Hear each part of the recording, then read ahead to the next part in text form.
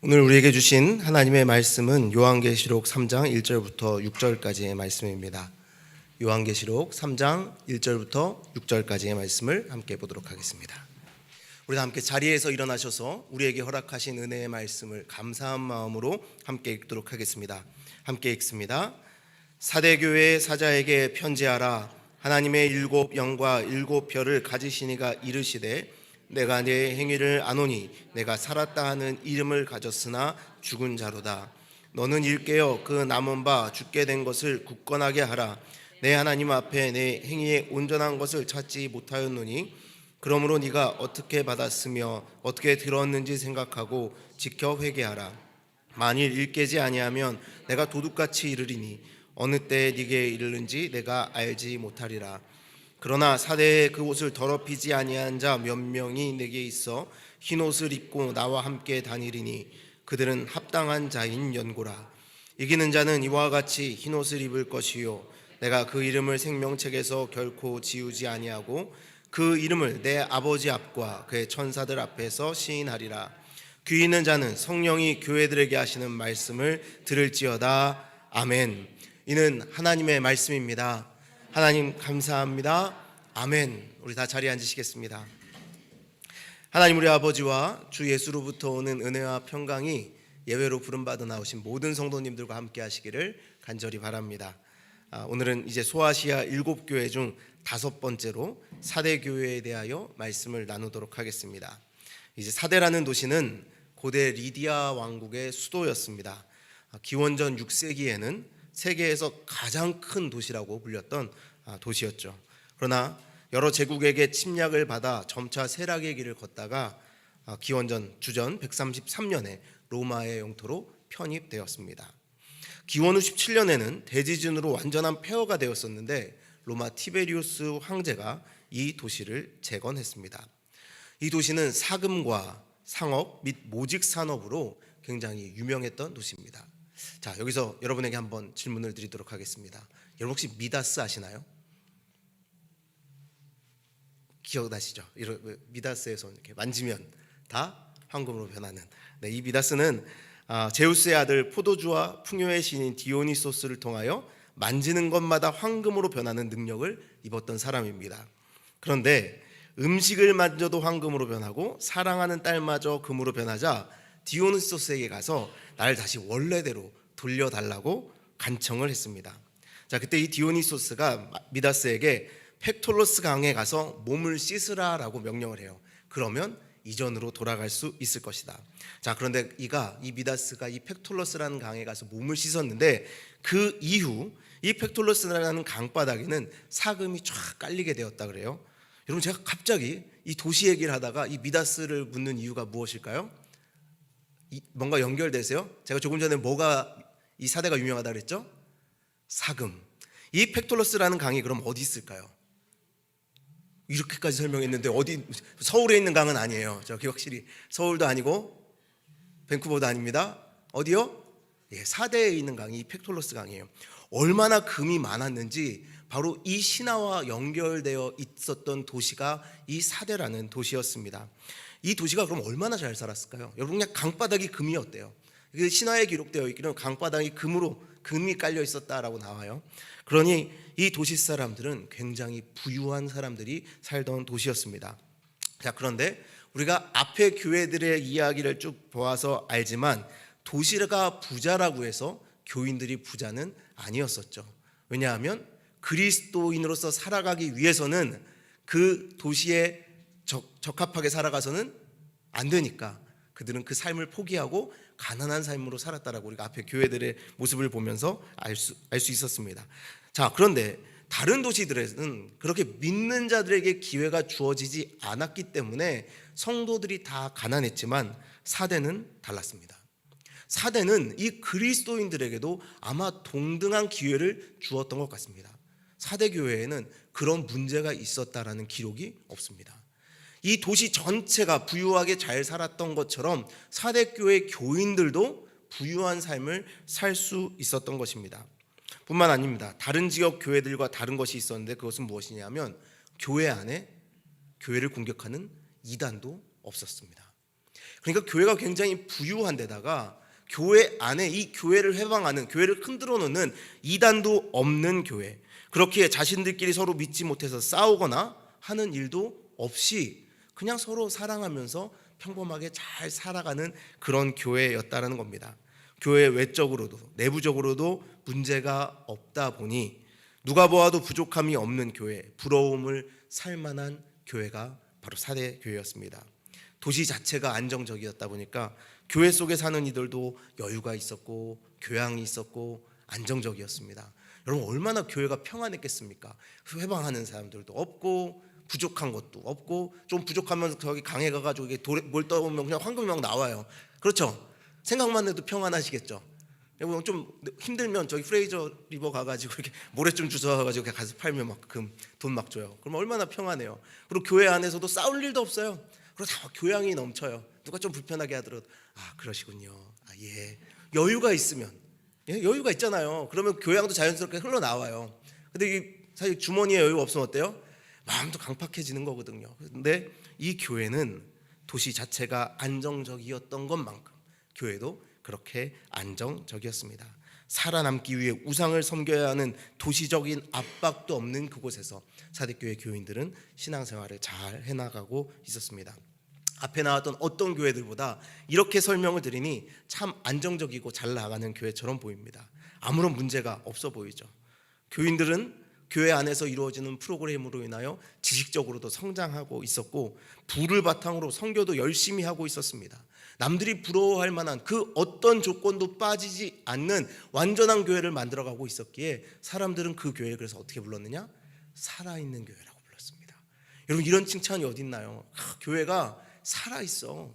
사대교회는 막 살아 숨쉬는 그 역동적인 그 모습이 보여라고 사람들이 그 교회를 칭찬하면 여러분 다 그 교회 가고 싶지 않겠습니까? 그렇죠? 다행이에요. 이 근처에 그런 교회가 없어서. 아니, 있죠. 물론 다 있습니다. 교회들이 다 살아서 숨쉬는 교회들이죠. 근데 근처에 아마 사대교회 같은 교회가 있었으면 사람들은 다 그랬을 거예요. 나도 사대교회 가고 싶다 라고 그렇게 생각할 만한 교회였습니다. 더군다나 그런 거 있잖아요. 왠지 사람들 그 교회에 다니는 교인들이 다 부자래요. 그런 마음 들잖아요. 나도 가면 부자가 될 수 있지 않을까? 나도 그 교회 교인 되면 저들이 누린 복 누릴 수 있지 않을까? 그런 부러움도 사는 교회였습니다. 그렇게 좋은 소문이 났던 교회. 그런데 여러분, 분명히 세상에는 정말 살아있는 교회야, 정말 저 교회 다니고 싶어, 이렇게 사람들이 다 부러워하는 교회였는데 예수님 보시기에 과연 이 교회는 어땠을까요?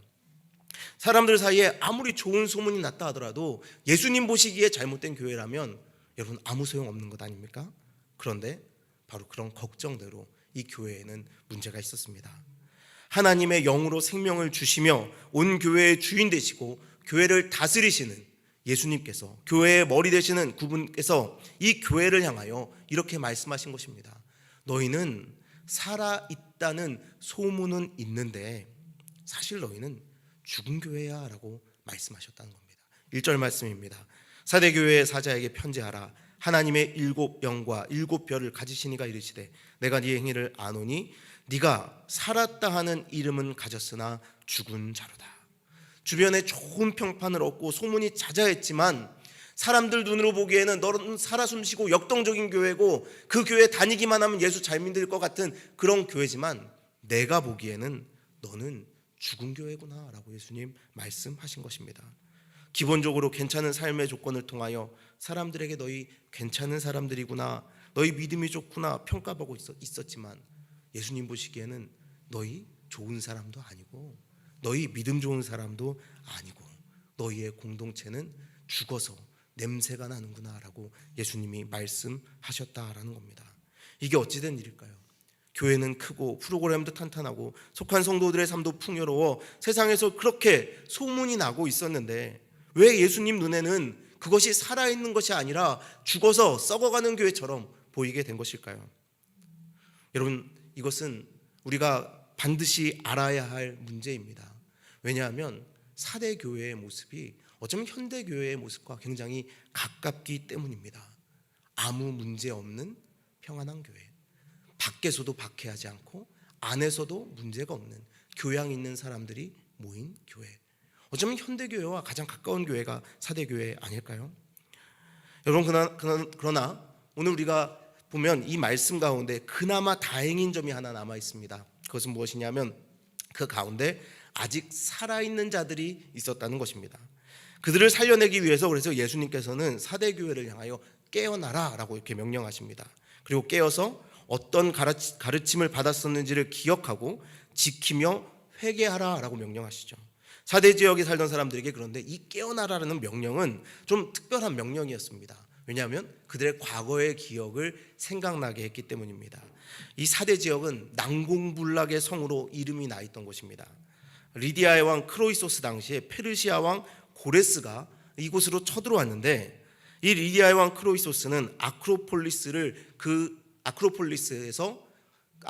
들어가서 이 페르시아에 대항했습니다. 그런데 이 당시에 그런 속담이 있었대요. 어떤 속담이냐면 사대의 아크로폴리스를 점령하다라는 속담이래요. 그게 무슨 뜻이냐면 불가능한 일을 행한다라는 뜻이래요. 그만큼 이 사대의 아크로폴리스가 문을 걸어 닫고 전쟁에 임하면 누구도 그곳을 점령할 수 없었다라는 겁니다. 어느 정도였냐면 입구가 딱 하나였대요. 남쪽으로 나 있는 입구를 하나를 제외하고는 3면이 450m 높이의 절벽으로, 가파른 절벽으로 이루어진 천연 요새였다고 합니다. 그러니 이 당시에 세상을 다 지배해 나가던 페르시아도 그 4대의 아크로폴리스 앞에서는 어찌할 바를 모르고 멈춰 섰던 것입니다. 이 왕도 그래요. 자신이 있었던 거예요. 너희가 아무리 강하다 하더라도 우리를 쳐들어올 수 없다라고 마음 먹고 그 성 안에 들어가서 자리 잡고 있었던 것이죠. 그런데 예상하지 못한 곳에서 이들이 무너졌습니다. 페르시아 병사 하나가 이 절벽을 한 명이 기어 오른 것입니다. 그런데 문제가 뭐였냐면 이 절벽을 한 사람이 기어 올랐는데 그곳엔 아무도 없었던 것입니다. 보초를 쓰지 않았던 거예요. 밤에 혼자서 그냥 절벽을 기어 올라갔는데 다 잠들어 있었던 겁니다. 그래서 14일 후 바로 이 사대는 함락되고 맙니다. 자, 그런데 이런 일이 한 번만 있었냐? 아닙니다. 그 이후에 3세기가 지나서 BC 215년에는 안티오코스 3세가 사대를 쳐들어왔습니다. 이번에는 꽤 오래 버텼어요. 1년이 넘는 시간 동안 이 안티오코스 3세가 사대를 함락하지 못하고 있었습니다. 그런데 이번에는 또 한 병사가 가만히 절벽을 지켜보던 중에 무엇인가를 발견했습니다. 그게 뭐였냐면 절벽 딱 한 지역에 새들이 자꾸 가서 앉는 거예요. 새들이 때로 가서 그 절벽에 앉는 것을 봤습니다. 여러분 만약에 그러면 뭐가 떠오르실 것 같아요? 새들이 막 거기에 가서 앉아요. 제 먹을 게 있나? 여러분 그렇게 생각하실 것 같아요? 이 병사는 확실히 군인이었어요. 뭐였냐면 저기에는 사람이 없나 보다 라는 걸 이 병사가 깨달아 한 거예요. 그래서 어떻게 했냐? 15명의 군사들과 절벽을 한밤중에, 달이 없는 밤에 15명의 군사들과 절벽을 타고 올라갔고 즉시 성문을 열어 사대를 점령했다고 합니다. 그 밤중에 아무도 그 절벽을 지키지 않고 잠들어 있었다는 겁니다. 이미 한 번의 경험이 있는데도 불구하고 말입니다. 왜냐하면 이들은 너무나 믿었습니다. 누가 감히 우리를 쳐들어와. 그냥 보초병만 세워놨으면, 그냥 한 사람, 잠들지 않는 한 사람만 깨워서 그 자리에 세워놨더라도 막을 수 있는 일이었습니다. 그러나 이 난공불락의 천연 요새를 너무 믿은 나머지 아니라는 생각을 하다 망한 곳, 그곳이 바로 사대였다라는 겁니다. 그래서 사대 사람들에게는 이 깨어있으라는 경고는 굉장히 특별했습니다.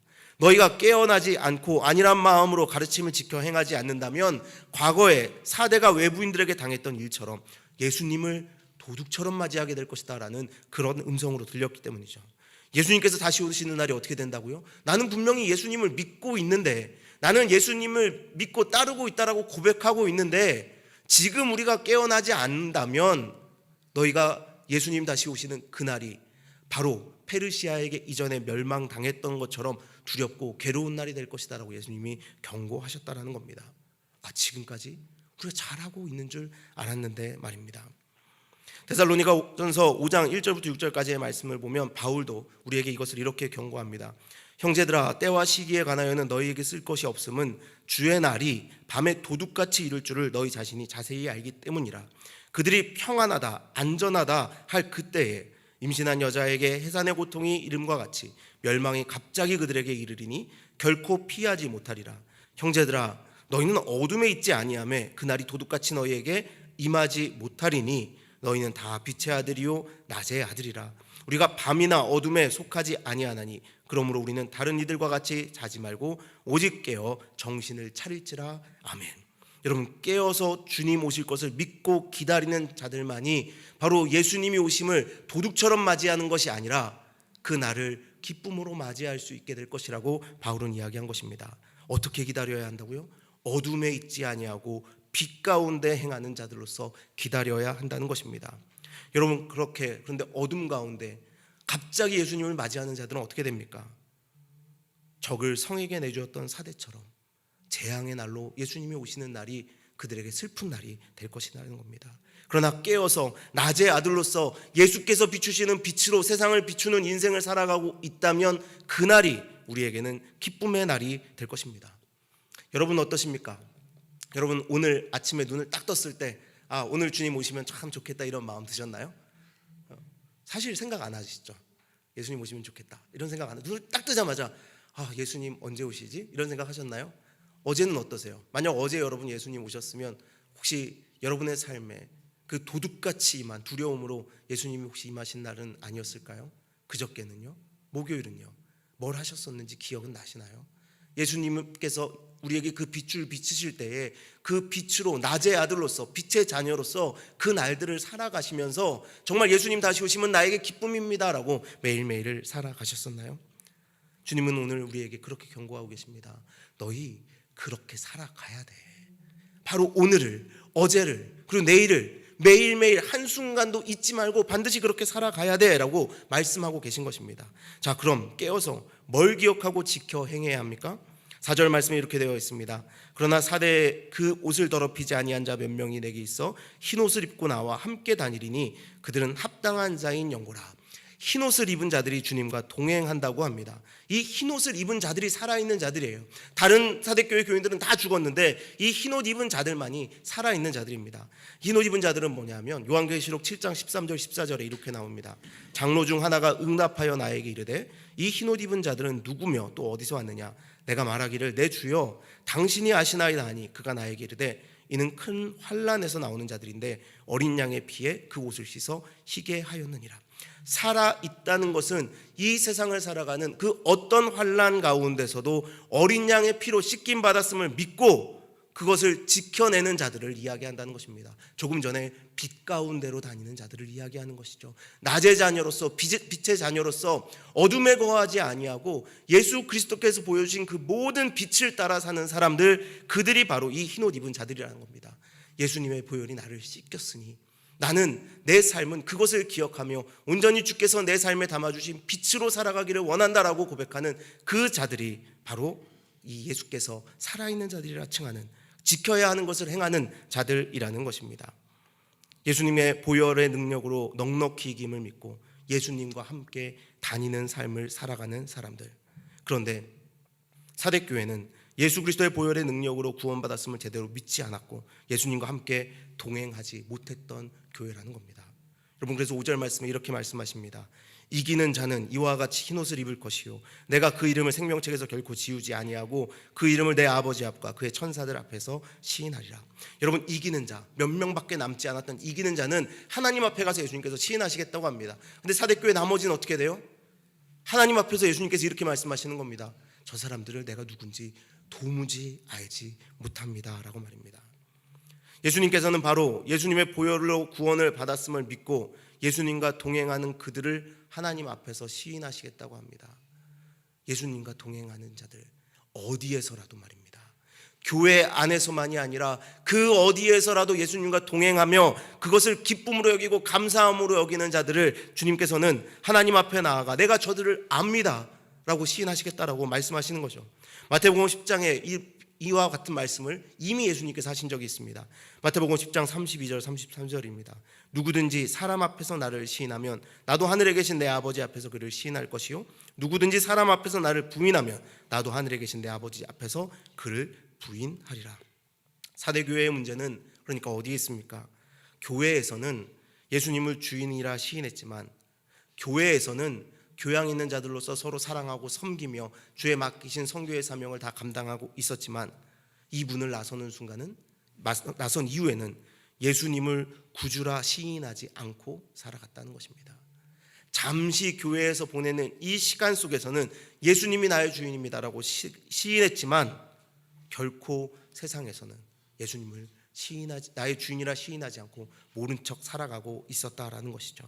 살았다는 이름은 가졌으나 죽었다라고 말씀하신 것은 교회 안에서는 기본적인 신앙의 의무를 다하고 성경에 대한 지식을 가지고 있고 여러 가지 프로그램에 참여하고 있지만 그 순간뿐이지 나머지 시간은 예수님과 상관없이 살아가는 사람들이었음을 나타내는 그 말인 것입니다.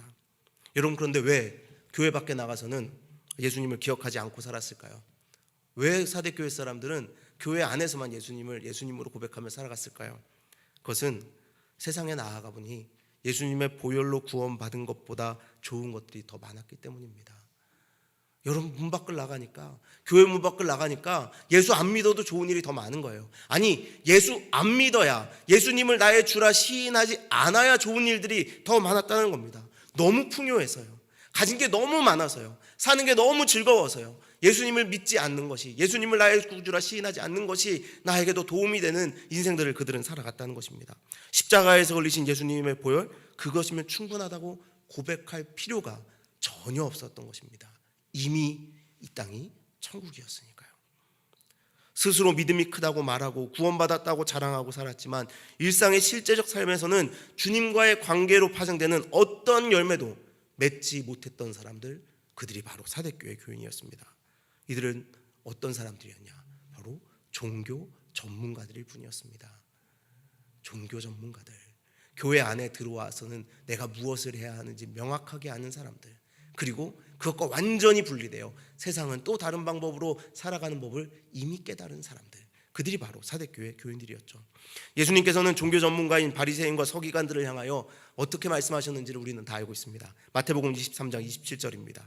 화 있을진저 외식하는 서기관들과 바리새인들이여, 회칠한 무덤 같으니 겉으로는 아름답게 보이나 그 안에는 죽은 사람의 뼈와 모든 더러운 것이 가득하도다. 여러분, 바로 이들과 같이 예수님께서는 사대교회를 향하여 말씀하시는 겁니다. 겉으로 보기에는 참 아름다워 보이나, 겉으로 보이기에는 살아있는 교회처럼 보이나 너희의 속은 이미 죽어서 썩어 냄새나는 무덤과 같구나라고 예수님 말씀하셨습니다. 그런데 이전에는 서기관과 바리새인들을 향하여 했던 이 말씀이 어느새 교회 안에 해당되는 말로 바뀌고 만 것입니다. 그리스도인이라고 살아있다는 그 이름은 가지고 있었지만 이름만 있지 교회를 벗어나서는 주를 사랑하는 마음은 없고 은혜에 대한 감동도 없고 복음에 대한 열정도 남아있지 않은 모습으로 살아가고 있는 자들이 교회 안에 있었던 것이고, 예수님께서는 그들을 향하여 죽은 자들이라고, 나는 아버지 앞에서 너희를 부인하겠다라고 말씀하신 것입니다. 여러분, 고난이 와서 예수님을 부인하나 너무 평안해서 예수님이 필요 없으나 사실 다 동일한 것입니다.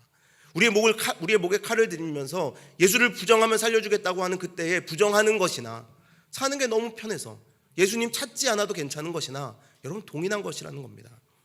예수 그리스도의 보혈로 씻김 받은 우리는 환난 가운데서도 평안 가운데서도 오직 예수님만이 나의 구원자이십니다 시인하고 그분과 동행하며 그분께서 이 땅에 우리를 통해 이루고자 하신 일에 우리의 삶을 내어드려야 한다는 것입니다. 그런데 사대교회는 그럴 마음이 없었습니다. 교회 안에서만 잘하면 됐지. 아니, 가끔 교회 밖에서도 하나님은 필요하시긴 해. 내가 원하는 것 있을 때, 내가 원하는 거 들어주실 때 하나님 교회 밖에서도 필요하시긴 해 라고 말할 뿐이었습니다. 여러분에게 한번 묻고 싶습니다. 여러분, 구원받은 감격이 오늘 우리를 살게 했습니까? 제가 조금 전에 여러분에게 여쭤봤죠. 아침에 눈을 뜨는 그 순간 예수 그리스도로 말미암은 이 생명으로 감사하며 오늘 하루가 예수님의 보혈의 능력으로 살아야겠다고 결단하는 여러분 그런 존재냐라는 겁니다. 무엇을 하더라도 예수님의 십자가의 보혈의 능력이 우리의 삶의 원동력이 됩니까? 살아가는 곳에서 바른 말씀에 근거한 옳은 행실이 여러분 있습니까? 여러분을 위하여 죽으신 예수님 때문에 그렇다면 매일 무엇을 하며 살고 있습니까? 우리를 위하여 십자가 지신 예수님, 그분께서 우리를 부르신다라고 말은 하는데 그렇다면 매일 무엇을 하며 살아가고 있습니까? 예수님께서 물으신다면 답하실 자신 있으신가요? 여러분을 위하여 죽으신 예수님 때문에 내가 너무 하고 싶지만 포기하는 일은 무엇입니까? 혹시 아무 상관없이 욕심을 따라 그냥 살고 있지는 않습니까? 빌립보서 3장 18절부터 20절까지 말씀에 사도 바울은 이런 모습을 우리에게 이렇게 경고했습니다. 내가 여러 번 너희에게 말하였거니와 이제도 눈물을 흘리며 말하노니 여러 사람들이 그리스도의 십자가의 원수로 행하느니라. 그들의 마침은 멸망이요 그들의 신은 배요 그 영광은 그들의 부끄러움에 있고 땅의 일을 생각하는 자라. 그러나 우리의 시민권은 하늘에 있는지라 거기로부터 구원하는 자 곧 주 예수 그리스도를 기다리노니 아멘. 여러분, 여전히 우리는 세상에서 배를 따라 살아가면서 내 욕심을 따라 살아가면서 그냥 내 몸에 내 육신이 원하는 것 따라 살아가면서 나는 그리스도인입니다 라고 그냥 그 이름으로 나를 포장하는 경우가 너무나도 많습니다. 여러분, 아무리 사람들 보기에는 그것이 괜찮아 보일지라도 교회 잘 다니고 사람들한테 예수 믿는다고 얘기하고 전도도 하고 선한 일도 행하고 성경적인 지식도 머리에 많이 쌓아놨다 하더라도 그런데 여러분, 예수님과 동행하지 아니하고 바로 그 십자가의 보혈의 능력이 오늘 나를 살게 하는 원동력이 아니라면 바로 이 사대교회처럼 예수님께서 마지막 날 나는 너희를 모른다 라고 말씀하실 것이라는 것, 여러분, 우리는 이 두려운 말씀을 귀 기울여 들어야 합니다. 그냥 내 욕심에 따라 하나님 보시기에 부끄러운 것도 모르고 살고 있다면 회개해야 할 때입니다. 나를 위하여 십자가를 지신 예수님께서 정말 나의 삶의 반석임을 여러분 믿으시기를 바랍니다. 십자가 지신 예수님과의 관계에서 맺어야 할 열매가 없는 삶을 살고 있다면 오늘 회개하시기 바랍니다. 사람들의 입으로는 아무리 칭찬을 받고 제법 괜찮다는 소문이 나 있어도 십자가 복음, 보혈로 씻김 받은 흰옷 입은 자로 살지 못했다면 살았다는 소문은 났지만 실상은 죽은 교회라 말씀하시는 예수님의 이 말씀이 아직 우리가 호흡이 붙어있는 지금 깨달아 알아지기를 간절히 바랍니다. 여러분, 이 말씀 불편하신가요? 불편하시죠? 이번 주에 어떤 성도님을 만났는데 성도님이 그런 말씀을 하시더라고요. 말씀으로 왜 저를 때리세요? 여러분, 제가 여러분을 의도적으로 그런 거 아닙니다. 결국 제가 여러분 제가 선한 거 아시잖아요. 전 꽃으로도 때리지 않습니다. 웃으실 타이밍이 아닌데 웃으셨네요. 제가 얼마나 선한지 아시잖아요. 아멘. 그런데 여러분, 이 말씀을 읽으면서 그런 생각이 들었습니다. 이 말씀의 아픔이 지금 깨달아질 때에 돌이킨다면 이 말씀은 결국에는 감사한 제목이 될 것이라는 겁니다. 주님 앞에서는 그날은요, 지금 잠시는 우리를 찌르는 것 같지만, 지금 잠시는 우리를 불편하게 하는 것 같지만, 무슨 세상에 나가서까지 그렇게 살래? 라고 말하고 싶지만, 그럼에도 불구하고 나를 위하여 죽으신 예수 그리스도의 보혈로 나는 구원받았기에, 그래, 세상에 나가서도 그렇게 살자. 세상 사람들 다 자기 배를 쫓아 살아가도 나는 십자가를 쫓아 살자. 예수님 걸어가신 그 길 걸어가며 살자라고 결단하는 그때에, 지금은 잠시 아플지 모르지만 주님께서 오시는 그날에는 주님께서 우리를 하나님 우리의 형제입니다 라고 인정해 주시며 하나님 나라로 초대해 주시는 초대의 말씀이 될 것이라는 그 기쁨으로 이 말씀을 받으시는 여러분이 되기를 간절히 바랍니다. 여러분, 주 앞에 갈 날요 얼마 안 남았어요. 최대 우리 하림이까지 치면 길어야 100년 남았을까요?